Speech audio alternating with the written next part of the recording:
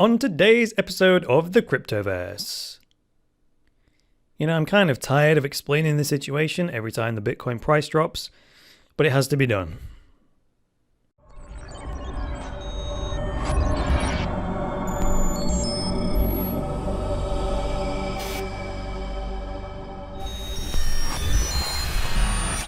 Dash Detailed is a weekly YouTube show about the privacy-focused digital currency known as Dash. It is hosted by the lovely Amanda B. Johnson and keeps you right up to date about all the exciting developments in the Dash ecosystem. Click the link in the video description and subscribe today. Hi there guys, and welcome to the latest episode of the Cryptoverse, your regular dose of news and commentary on Bitcoin, cryptocurrencies and blockchains. I am your host, Chris Coney. Today is the 10th of February 2017, so let's get right into it. Let's whip right through the market roundup so we can get to the price analysis and the news for today. Biggest winner of the day actually is Tether, which actually is 0 up and 0 down because Tether is tethered, believe it or not, to the price of a US dollar. That token should always be exactly $1 US, give or take a fraction. As you can see here in the price of a Tether, it's 99.999999 cents. That's why they call it Tether, right? Now, I've put that as the biggest winner at 0 because everything else in the top 20 is down. It's a bloodbath today. And the biggest bleeder today, 17th by market cap, is Golem, down at 2.5 cents, having dropped 14% of its market cap. And there's lots of double-digit ones here. We've got Economy, we've got Bitcoin, we've got Ethereum Classic fell quite hard, 13.22%.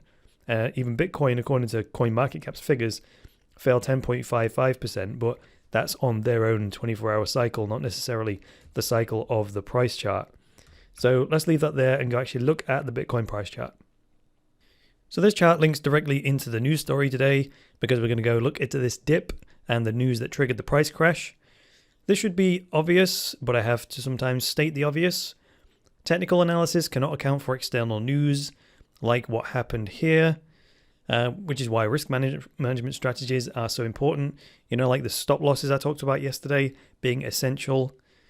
Fortunately, I did actually mention 1022 as the stop loss yesterday. You might argue why I would even need a stop loss if I believed so strongly that the price was going to go up, to which I would say, well, in case something like this happens that I could not possibly predict. Now in trading, failure is always an option, so we do need to plan for it. So not only would that stop loss have sold you out at 1022, locking in some profit and preventing a loss, but the time to buy back in again is also depicted by the lines that I drew a few days ago. Yesterday's low of 913 sits right on that trend line.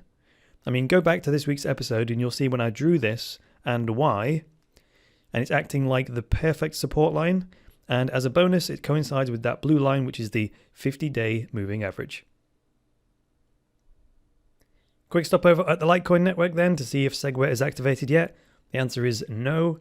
And like as I see with this progress bar, we have to have 8,064 blocks mined and 75% of them need to flag Segway as supported.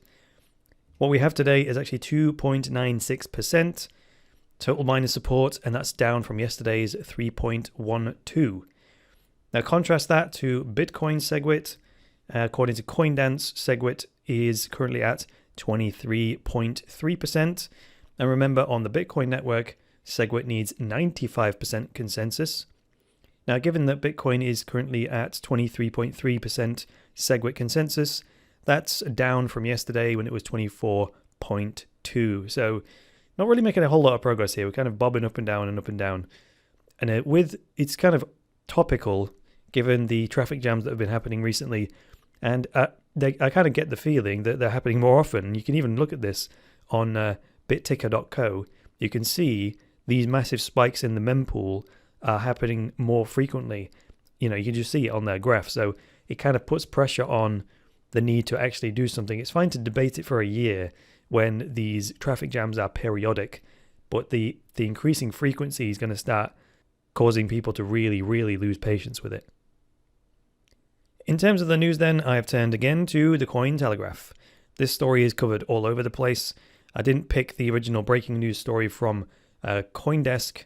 because that's older than some of the other articles now. But anyway, it doesn't really matter which one we pick. They all pretty much say the same thing. This is written by Joseph Young, and it says Bitcoin price falls 9% overnight as 2 Chinese exchanges stop withdrawals.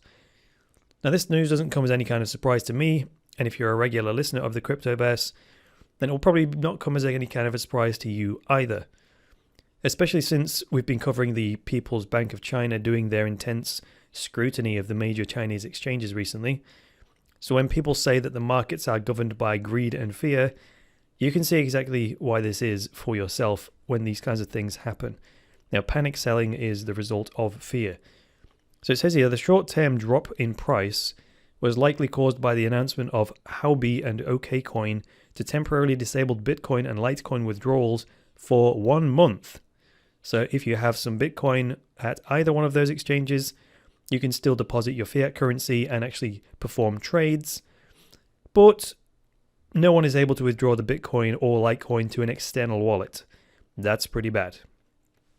It goes on to say that Huobi and OKCoin are 2 of the largest Bitcoin exchanges in China that control approximately 25% of the global Bitcoin exchange market. Hypothetically, these exchanges could now confiscate all this Bitcoin because they have it in their possession. And the responsibility for this lies with the traders for not following best practices. If your Bitcoin is in a wallet that you do not personally hold the keys to, it's not your money. Just like the regular banking system, regular banks, if you put money on deposit with a third party, the only thing you have is a promise to give you that money back when you demand it. And a promise requires that you trust that third party, and that is in complete opposition to Bitcoin's ethos, which is why I say the traders have no one to blame but themselves. Personal responsibility, remember. The only people I do feel sorry for are the people who were following best practice and put some money into the exchange and just bad timing, the very time when they did the trade and they were about to move it out, right after the trade was completed. Those are the people that were following best practice and still got caught. Really bad timing. That's how I use exchanges. The Bitcoin that I buy on exchanges is only there for a matter of minutes. I'm sat there and or as soon as I get confirmation that the trade has gone through, I'll log straight into the exchange and move that Bitcoin out of the exchange into my external wallet, right? So it's not there any longer than it needs to be. I do not store it on the exchange. Don't do it. So then it goes on to say in the other bit, in the morning of January 9th, almost immediately after a meeting took place between 9 Chinese Bitcoin exchanges and the People's Bank of China, Huobi and OKCoin abruptly disabled withdrawals for Bitcoin and Litecoin funds for up to 1 month. I mean, how much more convincing do you need? This is almost exactly how the old banking system works. The government tells the banks to jump and they jump. Actually, I think it might actually be the other way around in the old banking system. The banks actually call the shots. It says here that the halt of withdrawals of Bitcoin and Litecoin funds in the Chinese Bitcoin market led the entire global Bitcoin exchange market to panic, plunging the Bitcoin price, which was recovering from its initial decline caused by the PBOC meeting with Chinese exchanges earlier this month, or actually the end of last month it was. Now I'll say exactly what I said during the last price crash. All the panic sellers are what investors refer to as the dumb money. And all panic sellers accomplish is making themselves poorer by transferring that dumb money to the smart money. And dumb and smart refers to their respective investment strategies. And the smart money does the opposite of the masses. It's like I have a percentage of my income set aside every calendar month, and it just sits there waiting for an opportunity. And yesterday it happened, right? I saw the crash, I checked my charts, I exchanged my February investment money for Bitcoin, transferred it to my hardware wallet, and then got back on with my work. The article continues by saying both OKCoin and Huobi provided identical statements to their users.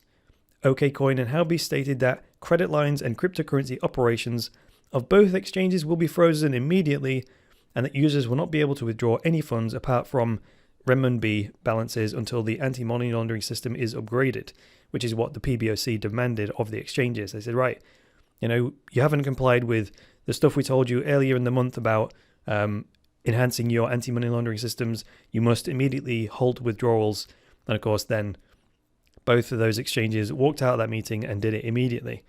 And it says they made identical statements, which means The PBOC probably wrote the announcement for them and said, right, here, read this out to your customers. Unbelievable. So in conclusion then, I personally find these situations terribly boring. Once you understand investing principles, you just sit back and wait for the opportunities to come to you. The way to avoid this kind of thing happening to you is just to follow the best practices that I teach. It's not like there's this long list of things that you need to know in order to avoid every kind of threat. You just need to follow a handful of basic principles, and that will protect you from 99% of all possible threats to your Bitcoin. Things like getting a hardware wallet, using a decentralized exchange like BitSquare, and lastly and most importantly, get educated by taking all the courses at Cryptoversity.com. So thanks for joining me today, guys. If you liked this episode, hit the like button. If you disliked it, hit the dislike button. Please leave me a comment below with some feedback and get subscribed. And please support the Cryptoverse and boost cryptocurrency adoption by going to Cryptoversity.com/podcast and becoming a patron. From just a few dollars a month, you can secure Cryptoversity's future, get unlimited access to all Cryptoversity courses, and access a private patrons-only chat group where you get direct access to me. That is all for today, guys. I'll be back on Monday with another episode of the Cryptoverse. So until then, it's me, Chris Coney, saying bye for now.